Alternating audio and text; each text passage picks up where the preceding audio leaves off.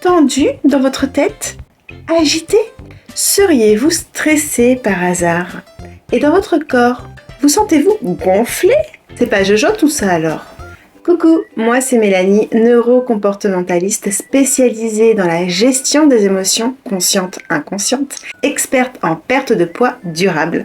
Dans cette vidéo, je vous explique les effets du stress sur votre corps et surtout comment agir. Allez, c'est parti! Première chose, je vais vous parler en quelques mots de cette hormone du stress responsable de la prise de poids. Bienvenue au cortisol. Si vous avez des kilos à éliminer, sachez qu'ils viennent de là. Autrement dit, vos états de stress perturbent grandement votre taux de cortisol, ce qui conduit votre corps à prendre du volume.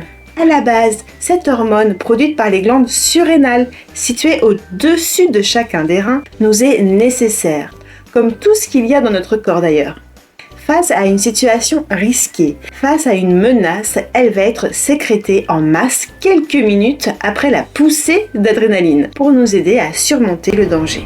Elle participe activement à la production d'énergie en transformant les réserves de graisse en sucre et dirige cette énergie au bon endroit, comme dans les muscles de vos jambes si vous devez prendre la fuite par exemple.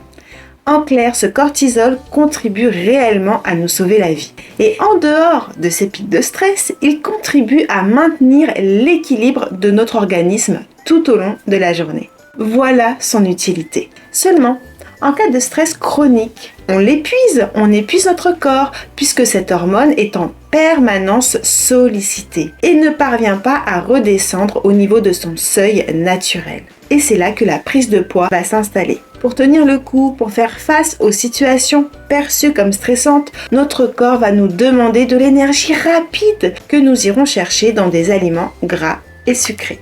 De plus, le cortisol va venir transformer ces sucres en graisse et stocker cette graisse. Vous savez, la fameuse graisse autour du ventre. Cette réserve est en réalité une sécurité pour le cerveau. Au moindre stress, le corps pourra tenir. Ces grignotages, ces augmentations d'appétit, ces désagréments dans le corps, ces sensations de gonflement, ces états de fatigue, un sommeil de mauvaise qualité, tout ça, c'est un excès de stress qui dérègle le cortisol et conduit inévitablement notre corps à un déséquilibre. Et le surpoids est une invitation à retrouver votre équilibre intérieur. Comment agir face à cette vie stressante alors? En travaillant avec votre cerveau. C'est lui qui dirige, qui exécute. Et il exécute ce que vous pensez. C'est bien pour ça qu'il est indispensable de venir agir sur votre système de pensée pour apprendre à voir la vie de façon plus sereine, pour ne plus subir surtout.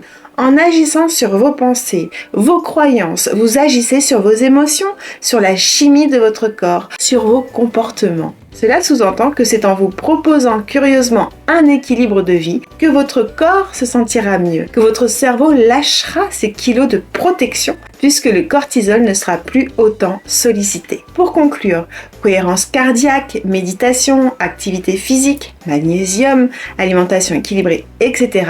Ok pour toutes ces bonnes astuces aidant à diminuer le stress, mais c'est surtout en agissant sur votre inconscient, sur ces mémoires transgénérationnelles, en venant reprogrammer votre cerveau que vos émotions seront mieux vécues, que votre silhouette s'affinera naturellement.